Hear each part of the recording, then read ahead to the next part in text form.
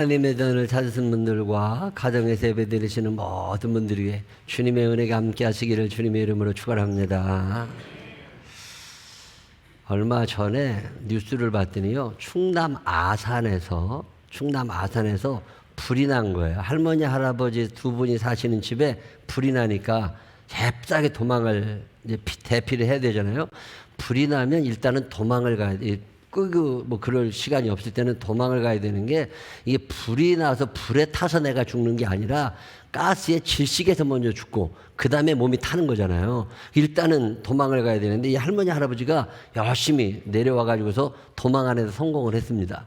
그래가지고 밖에 나와 있었는데 불 타는 걸 보면서 갑자기 할머니가 금반지 생각이 난 거야. 거기 금반지 있는데, 그리고 남편 몰래 숨겨놨던 비상금 생각이 난 거야. 저거 타면 안 되는데. 그래가지고 금반지 찾으러 집에 갔어요. 가가지고서 돌아가셨어. 못 나오고서. 난 그 기사를 읽는데 갑자기 성경에 남아있는 롯의 부인 생각이 나는 거예요. 아니, 소돔과 고모라가 무너질 때 그때 남편 따라서 부지런히 도망 나오고서 뒤돌아보면 안 되는데 갑자기 그 생각이 난 거야. 거기에 두고 온 게. 그래가지고 뒤돌아보았다가 죽었잖아요. 세상에 살면서 무엇가 제일 중요한 거냐? 이 제일 중요한 것을 예수님께서 오늘 성경 본문에 뭐라고 표현하시느냐면 보물이라는 단어로 표현하세요. 자, 여러분의 보물이 뭐예요?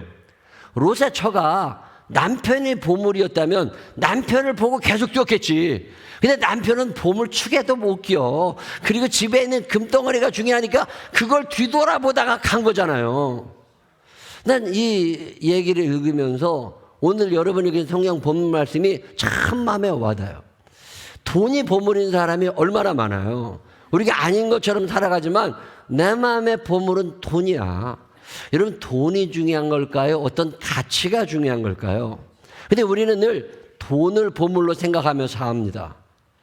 내 몸도 중요한데 이게 몸뚱아리가 보물이 되다 보니까 내 몸이 우선순위 1번이야.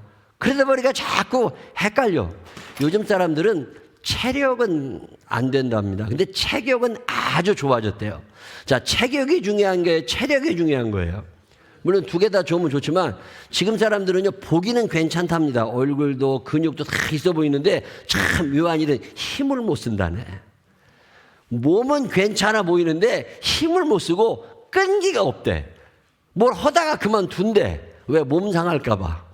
이 몸이 우상이 되어버린 거죠. 여러분 마음의 보물이 뭐예요? 돈이 보물인 사람도 많고 내 몸이 보물인 사람도 많고 가족이 보물이라고 말하는 사람도 의외로 많이 있는데 참 놀라운 통계가 있습니다. 얼마 전에 보니까 2024년 가족에 대한 의식구조에 대한 통계를 봤는데요. 우리나라 사람들 중에 가족 때문에 행복한 사람보다 가족 때문에 불행한 사람이 더 많아가지고 가족이 좀 없었으면 좋겠다는 사람이 많대. 야, 우리가 예수를 믿고 교회 안에 살아가니까 이런 생각을 못하고 사는 거예요. 예수를 안 믿는 사람들 사이에서는요, 왼수들이 한둘이 아니라는 거예요. 참 묘한 통계는요, 가족에 대해서 매우 만족한다 15%. 저는 대부분의 기독교인들이 여기에 동그라미를 쳤을 거라고 봐요. 그 다음에 만족스럽다 32%. 보통 44%는 뭐냐면 혼자 사나 가족이 사나 차이가 없다, 그 뜻이야. 그 다음에 빨리 탈출하고 싶은 사람들이 9%야. 소득별로 보니까 여유가 조금 있으신 분들이 가족에 대한 만족도가 높고요. 경제적으로 어려운 사람들이 가족에 대한 만족도가 떨어진답니다. 일단은 좀 열심히 좀 벌어서 뭐가 좀 있고 검소하고 절약하고 살아서 있어야 행복도 높아지고 가족끼리 외식하는 것도 그런 거잖아요. 있어야 되잖아요. 더 재미나는 통계는 뭐냐면 연령별로 가족이 너무 필요하고 소중해 라고 생각하는 이 연령은요, 18살에서 29살까지랍니다.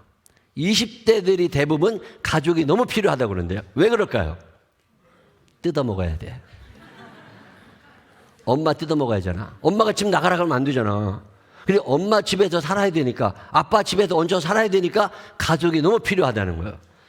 그 다음에 나는 가족이 없었으면 좋겠어. 이런 사람들의 세대가 언제냐면 60대랍니다. 60대는 뜯기는데 지쳤어. 결혼도 안 하지, 계속 와서 잠은 자지, 뭐 내놓으라고는 하지. 거기다가 모셔야 될 부모님이 계셔. 그리고 60대는 가족에 대한 만족도가 제일 떨어지는 세대가 60대래요. 우리 불쌍한 60대들을 위하여 박수 한번 해주시죠. 열심히 버리지 말고 살아가시라고. 야, 가족이 우상이었거든. 옛날에는 딸아들이 우상이었는데 이제는 아니라는 거예요. 짐이래, 짐. 자기 스스로 짐이라고 생각하는 사람들은 빨리 결혼을 하든지 독립을 해야 돼. 이게 집에 계속 들어올수록 부모님들이 받는 스트레스는 50대까지는 이게 괜찮답니다. 50대까지는. 왜? 그때는 그냥 당신이 그래야 되는 줄 아는데 자녀들이 이제 20대 초반이니까 60이 넘어갔는데도 불구하고 엄마 아빠랑 같이 살면서 엄마 아빠를 뜯어먹는 것들 있잖아요. 이런 애들이 둘이 집에 있다? 미친답니다. 말은 안 하지만 미친대. 그래서 가족에 대한 불만이 제일 높은 나이가 60대라는 통계를 봤어요. 동감이 되는 분들이 많이 있을 거야, 60대들은. 예수님이 오늘 성경 본문에 무슨 말씀을 하시는 거냐면 너네가 살아가는 동안에 중요하다고 생각하는 그 보물을 한번 바꿔볼 생각이 있느냐고 물으세요. 너희가 그동안 행복하지 못한 이유, 대한민국은 세계 경제 10대 강국이라고 얘기할 만큼 잘 사는 나라입니다. 넉넉해요. 근데 참 묘한 일은 불행지수가 1위입니다. 있는데 불행한 사람들이 대한민국 사람들이고요. 수학경시 대회를 했는데 전 세계 아이들이 다 모여가지고 수학경시 대회를 했는데 1등, 두 나라가 공동 1등입니다. 한 나라가 대한민국이고 한 나라가 핀란드라는 북유럽에 있는 나라 아이들이 1등을 했습니다. 자, 그런데 똑같은 공동 1등인데 청소년 행복 지수로 따져봤더니 대한민국은 꼴찌고 핀란드는 상위권에 있더래요. 똑같이 1등인데 어떤 애들은 행복한 1등이고 대한민국 애들은 불행한 1등이야. 자, 이게 대한민국의 오늘의 주소거든요. 이렇게 계속 가서는 안 되는 거잖아요. 이게 왜 그렇게 된 거냐면 내 마음의 보물이 돈이 된 거예요. 언제부터인가 내 마음의 보물이 나 자신이 된 거예요. 예수님이 오늘 성경 누가복음 12장에 하시는 말씀이 뭐냐면 너희들의 보물을 한번 바꿔봐. 너희들이 중요하다고 생각하고 소중하다고 생각하는 걸 한번 바꾸면 너의 인생에 행복이 깃들 거고 기쁨이 있을 거고 그리고 너희에게 넉넉함과 잘 되게 되는 게 있을 거라는 이런 말씀이 오늘 본문 얘기거든요. 저는 이 말씀이 참 잊혀지지 않는 게 어느 날 내 마음 가운데 아주 강하게 자리 잡은 말씀 가운데 하나가 이 말씀이에요. 내 보물 있는 그곳에 내 마음이 있느니라. 여러분 오늘 마음이 어디에 있으신 거예요? 여러분의 마음을 한번 열어보신 적 있으세요? 내 마음의 보물. 어느 날 내가 한 30년 전에 내 마음을 열어봤습니다. 그때 참 가난할 때죠. 어려우니까 없으니까 기도는 다 돈 얘기밖에 안 해. 하나님 돈이 있었으면 좋겠습니다. 애들 우유값이 필요합니다. 교회 월세가 필요합니다. 하나님 이렇게 설렁탕 한 그릇도 못 사 먹고 버스도 제대로 못 타고 이러고 다닐 기름값도 없는 하나님 이런 하나님 가난하고 하나님 나라를 좀 불쌍히 여기시고 돈 좀 주세요. 돈 좀 주세요. 어느 날 내 마음을 열어봤더니요. 내 마음이 다 돈에 가 있는 거예요. 돈 좀 있었으면 좋겠더라고. 근데 없는 걸 어떻게 해. 그게 내 마음의 보물이 돈이야. 어느 날 내 마음을 열어봤더니요. 내 마음이 다 돈에 가 있는 거예요. 에이, 이래가지고 예수 제대로 믿겠나. 그런 생각이 들어가지고 하나님 아버지 내 평생 돈에 마음 두고 살고 싶지 않습니다.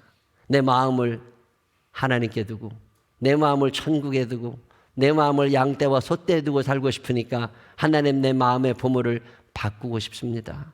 그래서 그날 내가 지갑에 얼마 되도 않는 돈 다 꺼내가지고서 박박 찢어버렸어. 돈 다 찢어가지고 쓰레기통에 쳐넣어버렸어. 하나님 아버지 내 평생 내 마음을 돈에 두지 않고 하나님에게 내 마음 두고 천국에 내 마음 두고 교회에 내 마음 두고 살 거니까 내 주머니는 하나님이 알아서 채워주세요. 그거 잊어버렸어요. 근데 그지같이 살으냐고요? 그지같이 오래 살았죠. 근데 그러고 살아가다 보니까 하나님이 1+5의 축복을 먼저 그의 나라와 그의 의를 구하라. 그리하면 이 모든 것을 너희에게 더하여 주시리라. 제가 좀 여유롭게 넉넉하게 사는 편입니다. 여러분 마음의 보물이 뭐예요? 여전히 내 마음의 보물이 돈이라면 여러분 살아가는 날 동안 그 돈 때문에 여러분의 삶이 힘들어질 거라는 생각 해보셨어요? 돈 찢어봤어요? 찢어진 돈 붙여서라도 쓸 판이요. 돈 찢어보셨어? 이게 돈 찢어보지 않았으면 말도 하지 말어. 제가 돈을 다 찢어봤어요. 이건 내 거 아닙니다, 하나님. 그리고 나서 하나님 앞에 내 마음의 보물을 바꾸는 경험을 해본 적이 있어요. 어느 날 내 마음을 열어봤더니 내 마음이 다 애들에게 가 있는 거예요. 내 마음의 보물이 애들이요. 우리 아들이 태어나던 날 경찰병원에서 아들이 태어날 때 내가 우리 아들을 하나님께 드렸습니다. 하나님, 우리 아들도 우리 딸도 내 거 아닙니다. 내 마음이 아이들에게 머물러 있지 않게 하여 주옵시고, 내 마음이 천국에 머물게 하시고, 내 마음이 하나님께 있게 하여 주시고, 내 마음이 양떼와 소떼 있게 하시고, 이 아이들은 하나님이 길러주세요.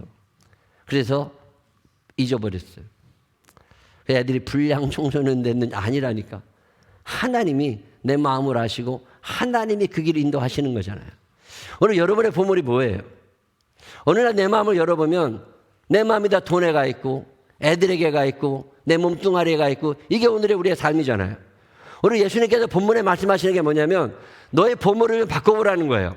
우리의 보물은 여기에 머물러 있습니다. 근데 예수님이 말씀하시는 건 저기예요. 거기에 너의 보물을 좀 두라는 거예요. 거기서 지난 월요일에 음악회 갔더니 영산아트홀에 그 아이너스 합창단, 야, 참 잘하더라고요. 근데 그중에 보아라 즐거운 우리 집 찬양을 하는데 편곡해가지고 합창으로, 사부 합창으로 그 찬송을 관현악 연주와 함께 듣는데요. 야, 너무 은혜가 되는 거야. 또 그 찬양하시는 분들이 다 헌신하시던 분이잖아요. 얼마나 마음에 은혜가 되는지. 그래, 내 마음의 보물이 여기에 있는 게 아니라 거기에 있는 게 내 마음의 보물이어야 되는데 자꾸만 우리는 여기에서 모든 걸 끝내려고 하는 거죠. 성경이 얘기하고 있는 것은 뭐냐면 너희가 이 땅을 살아가는 동안에 너희의 보물이 재물에 있지 말고 차라리 명예를 선택하라는 거예요. 명예를 선택할 때, 그때 하나님, 성경이 얘기하는 게 재물보다는 명예를 선택하라는 거잖아요. 근데 우리는 늘 명예가 아니라 재물을 선택하고 살아간다는 거죠. 이런 보물을 좀 바꾸어 보라는 거예요. 오늘 예수님께서 여러분에게 요구하시는 게 이 말씀입니다. 여러분 이거 바꾸실 수 있겠어요? 저는 최근에 이 2024년 파리 올림픽을 보면서 물론 여러 사람이 관심을 받았지만 저는 개인적으로 이은혜라고 하는 탁구 선수에게 참 마음에 감동이 됐어요. 이름이 은혜잖아요. 근데 이 사람은 한국 사람인 줄 알았거든요. 근데 귀한 분이더라고요. 근데 이은혜라는 사람이 누군가 궁금해가지고 인터넷에 뒤지다가 놀라운 이름 하나를 찾아냈습니다. 그의 이름이 누구냐면 양영자라는 사람이에요.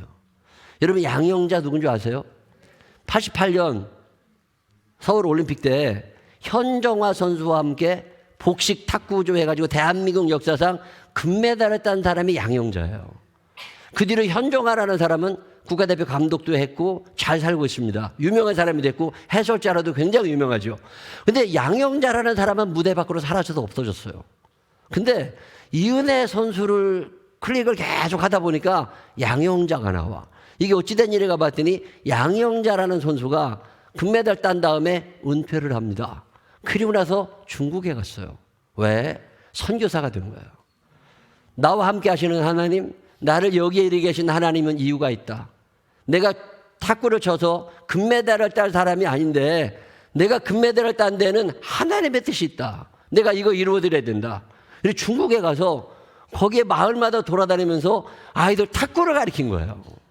탁구를 가르치면서 함께 하시는 하나님을 전하고 사는 거야. 그러다가 발견해낸 꼬마애가 이은혜라는 거예요. 그래서 얘를 데려다가 탁구를 엄마가 된 거지. 이제 엄마가 된 거지. 그래가지고 탁구를 가르치면서 얘를 한국으로 보내가지고 대회에 참석하게 하고 실력을 인정받게 하고 실업팀 선수가 되게 해주고, 그리고 나서 귀화해서 국적을 이름을 은혜라고 바꿔놓고 교회를 좀 맺어가지고 교회를 다닙니다. 교회 다니다 보는데 이게 외국 사람이 한국 사람들 가지고 사는 게 힘들잖아요. 공황장애가 와가지고 왕따 당하고 힘들고 말도 안 통하고 이런 문화가 다르니까 이런 속에서 이 공황장애가 일어나다 힘들 때 교인들이 그를 위로해주고 밥을 사주고 목사님이 기도하고 그러면서 이 정신적인 문제들을 하나하나 해결해 나가면서 이 성장을 한 거잖아요. 그래서 국가대표 선발전에서 사실 그렇게 막 잘 치는 선수는 아니에요. 다른 잘 치는 사람이 많아. 근데도 선발이 돼가지고 3명이서 팀을 이루어가지고 근데 뉴스를 보다가 그게 어떤 기사가 떴느냐면 이은혜라고 하는 사람이 이길 거를 아무도 몰랐다는 거예요. 근데 단식 경기에서 이기고 나니까 그 해설자가 하는 Amazing Grace, 이거는 주님의 은혜다. 이건 저 사람의 실력이 아니다. 끝나고 나서 기도하는 모습이 카메라에 잡히고 우리나라 탁구 선수 3명, 신유빈, 전지희, 이은혜 3명이서 시합 전에 같이 기도하면서 이 은혜가 둘을 다 전도하고 우리가 예수를 믿고 하나님이 계시다. 그러면서 같이 모여가지고 기도하면서 동메달을 딴 이야기를 쭉. 야, 이 세상에서는 돈도 못 버는 것 같고 이 세상에서는 밀려난 사람 같았는데 그의 이름이 하나님의 기쁨이 되고 우리에게 감동이 되고, 야, 이게 얼마나 하나님 기뻐하실까. 적어도 인생을 이렇게 살아가야 되는 거 아니야? 이런 생각이 막 드는 거예요. 여러분 마음의 보물이 뭐예요? 만약에 돈이 보물이었다면 실업팀 감독을 선택했겠죠. 근데 양영자라는 선수가 돈이 보물이 아니었던 거지. 그러니까 하나님이 나를 이 땅에 보내시되 가시었던 하나님의 뜻대로 살다가 하나님께로 갈 거라고 그 중국에 가서 아무도 모르게 애들 가르치면서 살았는데 그 애들 중에 하나가 국가대표가 되고 올림픽 동메달리스트가 된 거잖아. 야, 이게 세월이 지금 20년, 30년, 40년이 지나가는 이쯤에 그의 이름이 다시 한번 드러나는 걸 보면서 하나의 미달이 땅에 떨어졌어 죽어가지고서 이 열매가 맺혀지는 걸 보면서 마음에 참 감동이 됐어요. 이은혜 선수가 한 번도 웃는 적이 없는 사람, 뚱 해가지고 이렇게 탁구를 치는 사람인데 참 마음에 은혜가 됐어요. 세상을 살 때 우리가 세상 사람들의 가치로 살지 아니하고 전혀 다른 가치로 살아가는 사람들이 있을 때 하나님께도 기뻐하시고 내 마음의 보물이 뭐냐는 거예요. 적어도 내 마음의 보물이 세상 사람들과는 좀 달라야 되잖아요. 얼마 전에 우리 교회 어떤 권사님 한 분이 저에게 이만한 사과 봉투 하나를 주고 가셨어요. 그게 이게 뭐냐고 그랬더니 그냥 하나님께 드리고 싶대. 근데 그게 뭔가 봤더니요, 저 시골에 있는 땅 3,000평이야. 그 돈으로 따져봐야 그 1,000만 원도 안 되는 거예요. 근데 이분에게는 이게 보물인 거지. 이게 나이 들어서 이게 없으면 큰일 나는 거죠. 근데 내 마음의 보물이 더 이상 땅이 되고 싶지 않아. 내 마음의 보물이 천국이고 내 마음의 보물이 하나님의 뜻이고 싶은 거죠. 그래서 그거를 딱 포기하고 하나님께 드립니다. 아무에게도 얘기는 하지 마세요. 그러면서 저한테 주고 가셨어. 내 마음에 참 감동이 돼요. 액수가 중요한 게 아니잖아요. 그 마음의 보물이 지금 바뀌어 가고 있다는 게 중요한 거잖아요. 한 달 반, 2달 됐나? 어떤 권사님이 저한테 이만한 봉투 하나를, 돈 봉투를 주고 가세요. 이게 뭐냐고 그랬더니 적금을 들었대요.